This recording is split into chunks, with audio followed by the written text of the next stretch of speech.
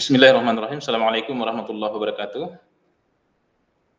Sebagaimana kita ketahui bahwa bangsa Indonesia adalah bangsa yang menganut sistem demokrasi dalam sistem pemilihan pemimpin. Jadi pemilihan sistem demokrasi ini merupakan kesepakatan bersama yang sudah dijalankan semenjak bertahun-tahun, semenjak dulu sampai sekarang dan sampai ke depan. Indonesia itu memang memilih sistem demokrasi dalam sistem pemilihan pemimpin. Bisa saja nanti dari eksekutif dan legislatif. Nah, hierarki tersebut itu tentu kalau kita lihat secara secara kepemimpinannya itu yang tertinggi adalah presiden, itu juga dipilih oleh rakyat, kemudian gubernur di tingkat provinsi, kemudian di tingkat kabupaten kota ada bupati ataupun wali kota, sedangkan camat itu ditunjuk oleh bupati atau wali kota, dan yang terbawah, yang terendah itu adalah di tingkat desa. Di tingkat desa itu ada pemilihan kepala desa ataupun di wilayah-wilayah tertentu tergantung penyebutan namanya ya. Tapi secara umum itu namanya kepala desa. Nah, pemilihan kepala desa ini tentu menjadi sebuah hal yang menarik untuk saat ini dibandingkan dengan saat dulu.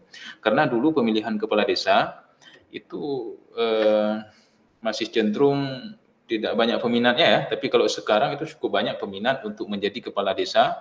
Kenapa? Tentu ada hal yang dilirik dan menjadi kepala desa tersebut tentu saat ini itu sudah punya nilai lain ya, nilai lain untuk menjadi pemimpin. Di sisi yang lain juga sudah ada hal yang dilakukan secara tertib dan rapi, transparan. Bahkan sekarang sudah ada yang namanya itu dana desa, anggaran desa yang diplotkan oleh pemerintah di setiap desa dengan angka yang lumayan fantastis lah kalau boleh kita katakan untuk level desa. Bisa saja itu per tahun ada yang sampai 1 miliar, ada yang 800 juta, 700 juta, tergantung luas desa, jumlah masyarakat, ataupun ketentuan-ketentuan lainnya yang diatur dalam undang-undang.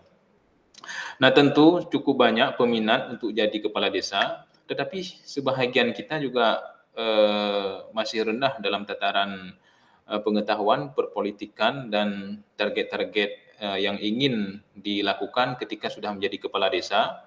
Tentu dalam hal ini calon kepala desa itu harus mempertimbangkan dengan beberapa hal, khususnya terkait dengan visi misi seperti apa yang akan dilakukan ketika seseorang sudah menjadi kepala desa nantinya kan. Nah, di awal tentunya sudah harus dilakukan planning-planning, perencanaan-perencanaan yang lebih matang, yang lebih terstruktur, sehingga ketika nanti calon kepala desa terpilih sebagai kepala desa, dia bisa menjalankan program-program tersebut berdasarkan anggaran yang sudah ada, kemudian birokrasi-birokrasi yang perlu dibenahi, dan pada akhirnya dia bisa mewujudkan desa yang dia pimpin untuk perubahan yang lebih maju ke depannya. Nah, tentunya dalam hal ini saya menyarankan kepada calon kepala desa yang ingin mencalonkan diri sebagai kepala desa, perlu di awal itu mengatur strategi bagaimana program-program yang akan dilakukan ketika dia nanti terpilih sebagai kepala desa. Salah satu yang bisa dilakukan adalah dengan merancang sejak awal visi dan misi, seperti apa target sasaran yang akan dilakukan ketika nanti dia terpilih sebagai kepala desa. Visi itu perlu menjadi sebuah renungan yang sangat mendalam, karena kenapa? Karena menduduki jabatan sebagai kepala desa tentu bukan waktu yang singkat ya, tapi waktu yang cukup lama. Kalau saya tidak salah itu 6 tahun dia menjabat sebagai kepala desa. Selama 6 tahun tersebut tentu harus ada sebuah perubahan-perubahan yang dilakukan untuk kemajuan desa yang dipimpin tersebut. Maka beranjak dari visi yang sudah dirancang, maka nanti baru dia atur visi dan sasaran-sasaran seperti apa yang akan dilakukan. Tentu dalam hal ini ada sebuah kerjasama ya, kerjasama dengan perangkat-perangkat yang lain. Misalnya di tingkat dusun ada kepala dusun, kemudian kalau di Aceh itu ada yang namanya Tuhaput, ya kan, tempat bermusyawarah untuk menentukan seperti apa evaluasi-evaluasi yang akan dilakukan ataupun kinerja-kinerja program-program dengan berbagai sasaran-sasaran yang akan didapatkan tersebut. Nah, visi ini tentu harus dirancang dari awal. Contoh saya umpamakan misalnya di Aceh, ya kan, itu paling tidak ada tiga ranah item yang perlu menjadi perhatian oleh calon kecil ketika dia akan mencalonkan diri sebagai kecil dan mengatur visinya, yaitu terkait dengan eh, agama. Bagaimana misalnya ketika sudah terpilih menjadi kecil, dia mampu membenahi dalam sisi pengembangan agama, seperti misalnya eh, kalau sebelumnya belum ada TPA ataupun tempat pengajian-pengajian, maka dia akan buat tempat pengajian. Nah, jika nanti saya terpilih sebagai kecil, saya akan membenahi dari sisi pendidikan. Salah satu pendidikan yaitu pendidikan non formal seperti pendidikan anak-anak di TPA. Yang hari ini kita lihat masjid itu hanya digunakan sebagai tempat ibadah solat 5 waktu ataupun PHBI, peringatan hari-hari besar Islam lainnya. Tapi ke depan jika saya terpilih sebagai kecil, saya akan membuat terobosan bahwa masjid ini ataupun menasah ini, musola ini, itu akan dijadikan tempat pengajian. Kemudian hari ini saya melihat eh, para pegiat-pegiat pendidikan, ibu-ibu ataupun ustadz-ustadz tengku-tengku itu tidak mendapatkan intensif. Jadi jika saya terpilih sebagai kecil, saya akan mengupayakan untuk memberikan tunjangan intensif kepada para guru-guru ataupun ustadz tengku-tengku tersebut. Kemudian berikutnya dalam sisi pembangunan, sebagaimana kita ketahui bahwa satu desa itu terdiri dari beberapa dusun ya. Nah, dusun-dusun tersebut tentu harus menjadi perhatian oleh kecil ketika dia sudah terpilih sebagai kecil, bagaimana langkah yang dilakukan agar eh, pemerataan pembangunan itu merata ya, merata dengan anggaran yang sudah diplotkan oleh pemerintah di setiap desa. Tentu pembangunan itu harus dibangun secara merata, tidak tebang pilih, jangan hanya karena dia berasal dari dusun A, dia hanya lebih cenderung membangun di dusun A, tetapi dia memilih di semua dusun. Ini namanya sistem keadilan pemerataan dalam sistem pembangunan menurut anggaran desa yang sudah diplotkan untuk anggaran pembangunan tersebut. Kemudian di sisi yang lain secara sosial, ini juga perlu menjadi perhatian oleh calon Pak Kecil jika nanti dia terpilih sebagai kecil. Nah, sosial, masyarakat kita adalah masyarakat yang berbudaya, masyarakat yang menganut sistem adat istiadat, tentu ada sejumlah nilai-nilai sosial budaya setempat, apakah di daerah masing-masing ataupun di desa masing-masing ataupun di ras suku masing-masing.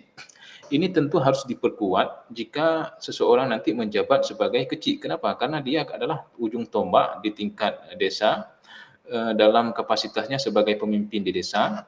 Maka sistem apa itu namanya? Sistem birokrasi ataupun dalam kata lain itu bagaimana caranya dia mengembangkan, memajukan nilai-nilai sosial budaya itu harus diperkuat. Contoh, ya kan?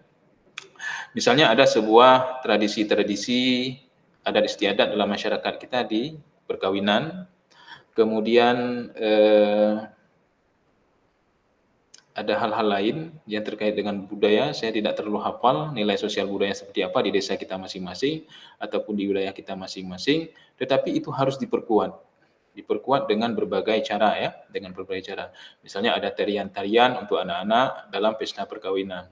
Nah, nanti jika saya terpilih sebagai kecil, maka saya akan mengupayakan untuk setiap adanya pesta perkawinan itu kita perkuat dengan menampilkan tarian, dan tarian itu tarian lokal yang kita kaderkan dari kader-kader kita. Nah, paling tidak itu ya, 3 nilai sosial budaya itu harus diperkuat oleh pemimpin di tingkat desa, Pak Kecil ataupun kepala desa. Kemudian nilai-nilai keagamaan dengan menghidupkan pengajian-pengajian, majelis-majelis taklim, jika memungkinkan dalam satu desa untuk meningkatkan dalam tingkat persatuan yang lebih tinggi, ataupun di setiap dusun masing-masing. Kemudian peringatan hari besar Islam itu juga harus diperkuat. Kemudian ada satu lagi, yaitu dari sisi bantuan-bantuan sosial. Ini juga perlu menjadi perhatian oleh kepala desa, pemimpin desa, bagaimana bantuan sosial tersebut itu bisa disalurkan secara tepat sasaran dan sebagaimana mestinya, dengan prinsip keadilan tentunya, dan kepada orang yang berhak menerimanya. Ada bantuan rumah contoh, ada bantuan rumah tahun ini misalnya desa kita mendapatkan 3 bantuan rumah. kebetulan desa kita itu ada 3 dusun, maka kita akan mengupayakan di setiap dusun tersebut itu ada satu rumah yang dibangun kepada orang yang berhak menerimanya. Nah, di sini juga tidak boleh kepala desa itu bermain dalam ranah politik, ya kan, artinya ada politik keuangan, ini saya bantu rumah, berapa untuk saya setorannya, itu tidak boleh. Jangan dilakukan demikian karena berapalah yang didapatkan, tetapi nilai-nilai yang kita bangun, kebersamaan, nilai-nilai sosial, kemudian keadilan, prinsip tersebut, ini yang menjadi poin utama ketika kita terpilih sebagai kecil. Sehingga ke depannya, ya ketika kita mencalonkan kembali sebagai kepala desa, bahkan nanti kita targetnya nanti ke depan saya akan naik anggota dewan legislatif, ini tentu masyarakat akan simpati terhadap kita. Kenapa? Karena kita bekerja dengan tulus ikhlas, kita pun sudah digaji, ada intensif untuk kecil tunjangan yang diberikan oleh negara sehingga tidak perlu lagi kecil ataupun kepala desa itu meraup, ya bahasa lain korupsi ataupun mengambil fee dari bantuan-bantuan sosial yang diberikan. Nah, karena ya sesungguhnya menjadi kecil itulah pemimpin ya. Kalau dalam Islam itu disebutkan kullukum ra'in wa kullukum mas'ulun an ra'iyatihi. Setiap kamu itu adalah pemimpin. Ya, pemimpin. Saya tidak melihat tidak mengulas di sini pemimpin secara lebih spesifik dalam berbagai bidang, tapi setiap kamu pemimpin di sini adalah ketika Anda sudah menjadi kecil, menjadi kepala desa, maka Anda adalah pemimpin. Dan tentu Anda akan dipertanyakan terkait dengan apa yang sudah Anda pimpin. Ya, Anda pimpin tersebut kalau dalam kapasitas keagamaan tentu di akhirat nanti akan diaudit oleh Allah Subhanahu wa taala, oleh malaikat, ya kan? Anda dulu menjadi kepala desa selama 1 periode kah, 2 periode kah? Apa yang Anda buat? Seperti apa sistem-sistem yang Anda bangun? Keadilan-keadilan kah? Ataupun Anda korupsi, Anda begini begitu dan seterusnya, itu semua akan dipertanyakan di yaumil akhirat nanti. Nah, di dunia juga demikian ya. Bisa saja nanti diaudit oleh tim audit negara dalam kapasitas itu untuk mengaudit di setiap desa, ada pendamping desa, ada inspektorat desa mungkin ya.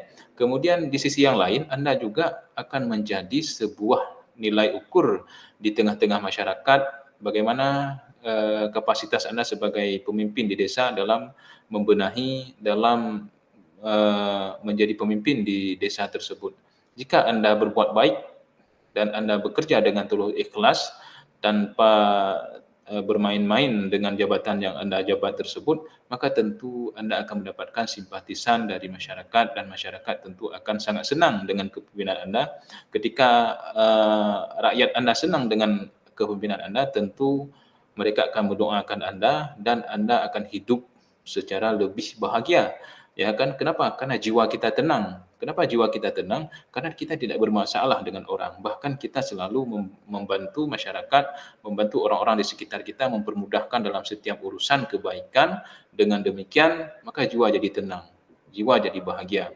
Di saat kita menjabat, ya kan, sebagai kepala desa, kita akan bahagia. Di saat kita nanti sudah berakhir, tidak menjabat lagi, kita juga bahagia. Kenapa? Karena yang kita tinggalkan adalah hasil karya-karya kita, sudah kita bangun kampung secara lebih baik, secara lebih mapan, secara lebih mandiri, secara lebih terstruktur dan sistematis, sehingga ke depan kita akan mewariskan kemajuan-kemajuan tersebut kepada pemimpin-pemimpin berikutnya dan tentu apa yang sudah kita lakukan akan dicatat sebagai amal jariah dan akan mendapatkan pahala di sisi Allah Subhanahu wa taala di yaumil akhirat kelak. Demikian paparan saya terkait dengan masalah jika Anda ingin menjadi pemimpin khususnya jadi kecil, maka tawarkan program-program yang baik terhadap masyarakat, tawarkan program-program yang bagus, kemudian atur ataupun buat visi yang bagus dan misi, target, sasaran, apakah jangka pendek, jangka menengah ataupun jangka panjang itu harus Anda atur. Tentu juga Anda harus berkolaborasi dengan berbagai pihak lainnya, dengan Muspika Kecamatan, dengan pihak Polsek dan Ramil ataupun di tingkat desa itu ada kalau di tingkat kabupaten kota itu ada DPR ya, DPR A, DPRK, DPR tingkat provinsi ataupun DPR RI, tapi di tingkat desa kalau di Aceh itu ada yang namanya Tuhaput dan dengan mereka kita musyawarah terkait dengan arah-arah pembangunan yang ingin kita bangun. Kemudian jangan lupa juga di bawahan kita itu ada di birokrasi desa, kemudian ada sekdes ya, ada staf-staf, kaur-kaur, kaur pembangunan, kaur humas dan seterusnya. Kemudian di sisi yang lain di setiap dusun juga ada kepala dusun, kemudian di bidang kepemudaan ada kepala pemuda, di bidang keagamaan ada imam kampung. Semua itu harus kita rangkul, kita berkolaborasi untuk kita pikirkan bagaimana desa itu bisa semakin maju dan berkembang ke depannya di bawah kepemimpinan kita. Demikian paparan singkat saya pada kesempatan yang berbahagia ini. Terima kasih saya ucapkan kepada semua pihak yang mendengarkan pencerahan dari saya ini. Mudah-mudahan bermanfaat. Saya akhiri. Assalamualaikum warahmatullahi wabarakatuh.